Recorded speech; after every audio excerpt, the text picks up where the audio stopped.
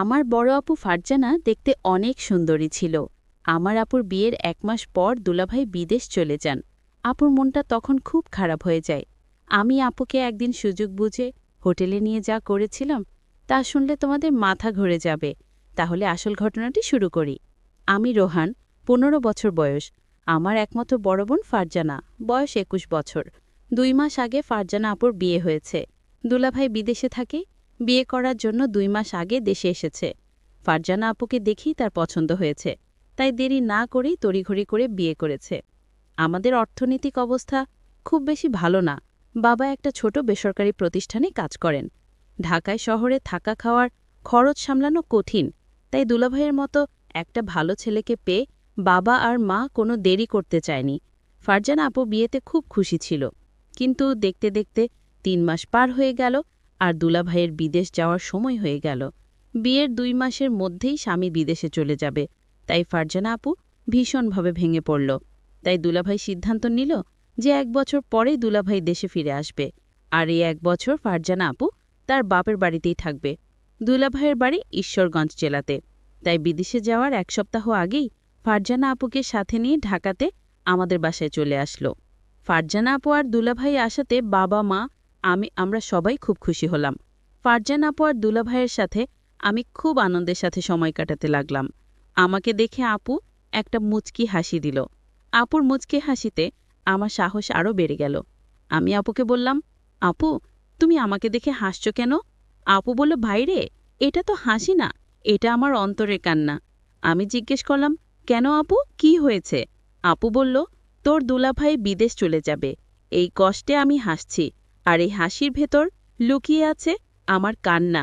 দুলাভাই বিদেশ যাওয়ার আগের রাতে আমি যা দেখলাম তা আমি ভুলতে পারছি না। আপুর রুমে কি হচ্ছিল আমি তা দেখেছিলাম, আর আমি তা এখন ভুলতে পারছি না।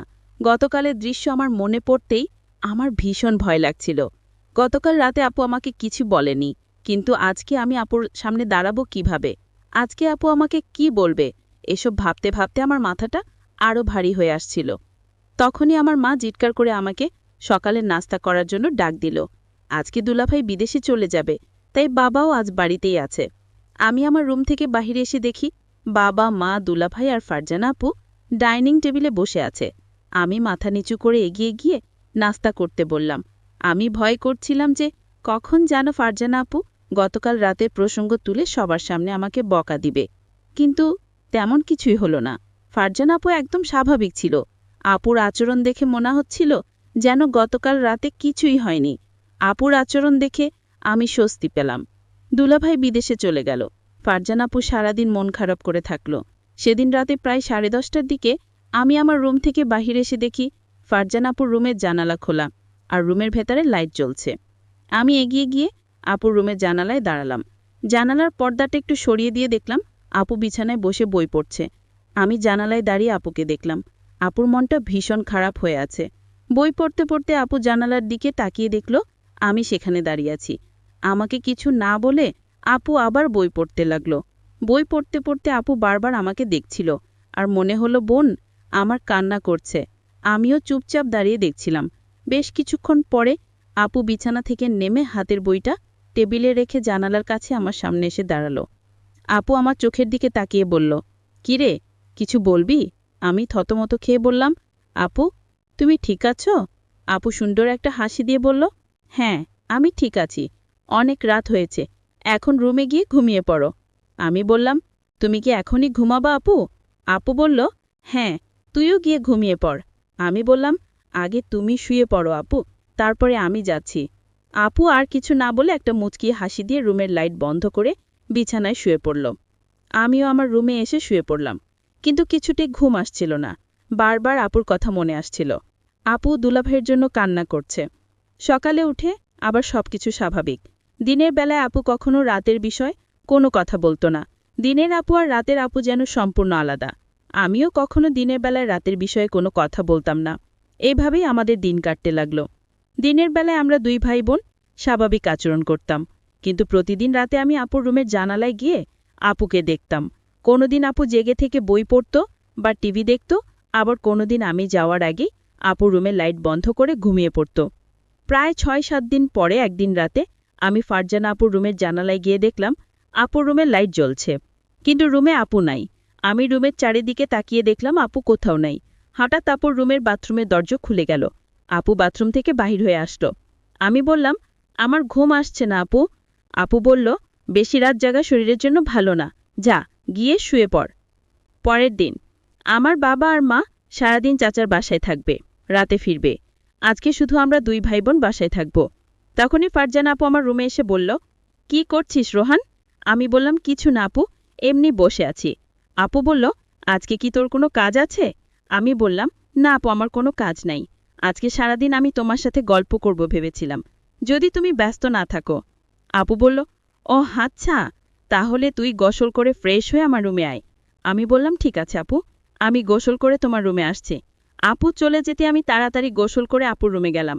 আপুর রুমের দরজা খোলা ছিল। আমি আপুর রুমের ভেতরে ঢুকে দেখলাম আপুর রুমে নাই। খেয়াল করলাম আপু নেই। আমি পাশের রুমে চলে গেলাম, সেখানেও আপু নাই। তাহলে আপু কোথায় গেল? আমার ভীষণ চিন্তা হচ্ছে। হঠাৎ লক্ষ্য করলাম আমার রুম, আপুর গলার আওয়াজ আসছে, মনে হচ্ছে চিৎকার করছে। আমি অবাক হয়ে গেলাম, কিসের চিৎকার আসছে আমার রুম থেকে? আমি আমার রুমে যেতেই দেখলাম রুম ভিতর থেকে লক করা।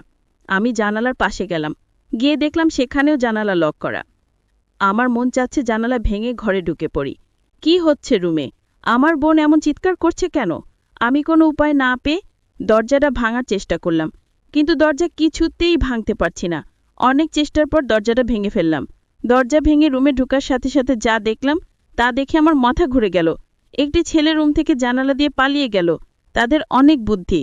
আমি দেখলাম জানালা দিয়ে যেন পালাতে পারে সেই জন্য আগে থেকেই প্রস্তুত করে রেখেছে। আমি আপুকে জিজ্ঞেস করলাম, আপু, তোমার রুমে কে ছিল? আপু বলল, সেই জবাব কি তোকে দিতে হবে? আমি বললাম, আপু, তুমি আমাকে ছোটবেলা থেকে অনেক স্নেহ করো, আর আমি যখন যা বলছি তাই করেছ। আপু, তুমি আমাকে সাথে লুকিও না। এই ঘরে আর কে ছিল বলো আপু, আমি জানতে চাই। জানালা দিয়ে কে পালালো?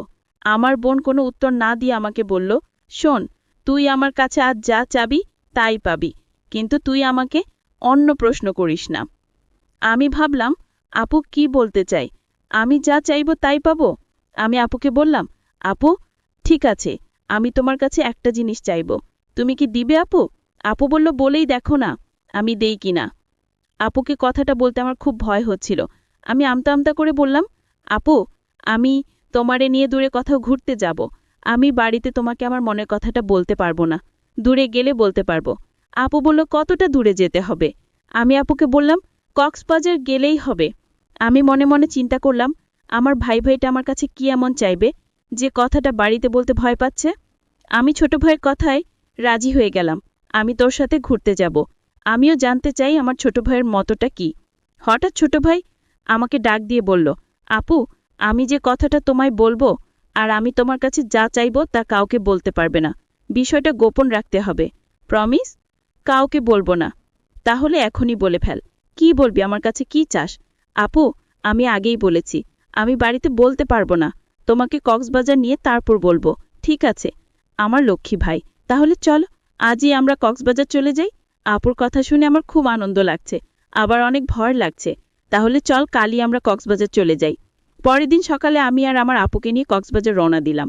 আমরা সকাল 8টায় বাড়ি থেকে কক্সবাজারের উদ্দেশ্য নিয়ে রওনা দিলাম। আমরা প্রায় রাত 8টায় কক্সবাজার গিয়ে পৌঁছলাম। সারাদিন গাড়ির জার্নিতে শরীরটা আমার অনেক ক্লান্ত হয়ে গেছে। আমার চোখের পাতা কিছুতে খোলা রাখতে পারিনি। আমি ঘুমিয়ে পড়লাম, মানে আমার আপু ঘুমিয়ে গেল। আমি আপুকে বললাম, আপু কিছু খাবে না? আমি বাহির থেকে খাবার নিয়ে আসি। আপু বলল, না, আমি কিছুই খাবো না, তোর ইচ্ছা থাকলে তুই হোটেল থেকে খেয়ে নে। আমি বললাম, আপু তোমাকে রেখে আমি কি খাইতে পারবো? আপু বলল, ডিস্টার্ব করিস না, আমি ঘুমাবো, তুই যা পারিস তা কর, ব্যান ব্যান করিস না, কাল কথা হবে, এখন ঘুমা। আপুকে ঘুমের মধ্যে অনেক সুন্দর লাগছিল। আমিও ক্লান্ত শরীর নিয়ে ঘুমিয়ে পড়লাম। পরের দিন সকালে ঘুম থেকে উঠে আমরা সমুদ্র সৈকতে ঘুরতে গেলাম। সারা দিন ঘুরলাম। এবার আপু আমায় প্রশ্ন করল, আচ্ছা রোহান, তুই কি ভুলে গেছিস তুই আমাকে কেন কক্সবাজার নিয়ে আসলি? আরে আপু, ভুলি নাই, আজ রাতে বলবো আপু। আপু, যদি তুমি আমার কথা না রাখো তাহলে কিন্তু ওই দিনে রাতের ঘটনাটা ফাঁস করে দিব।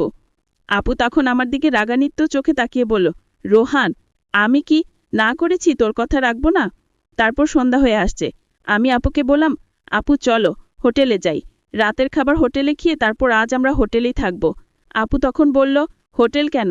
এখানে তো তোর দুলাভাইয়ের ছোট ভাইয়ের বাসায় থাকতে পারি। আর আমরা তো গতকাল এখানেই ছিলাম। আমরা কেন শুধু শুধু অযথা ভাড়া দিয়ে হোটেলে থাকব? আমি বললাম, হোটেল না থাকলে যে আমার মনের কথাটা বলতে পারবো না আপু। আপু তখন বলল, ঠিক আছে, তুই যা বলবি তাই হবে। তারপর আমরা একটা হোটেলে গিয়ে উঠলাম। আমি আপুকে যে কথাটা বলবো সে কথা শুনে আপু কি আমার প্রতি রাগ করবে? আমি এসব চিন্তা করছিলাম। আপু আমায় বলল, রোহান, তুই কি চিন্তা করছিস? আমি আপুকে বললাম, আপু আমি যে কথাটা বলবো তা শুনলে তুমি রাগ করবে না তো? আপু বলল, আমি কতবার বলবো আমি রাগ করব না, আমি কাউকে কিছু বলবো না, তুই নির্ভয়ে আমাকে তোর মনের কথা বলতে পারিস। আপুর কথা শুনে আমি কিছুটা সাহস পেলাম।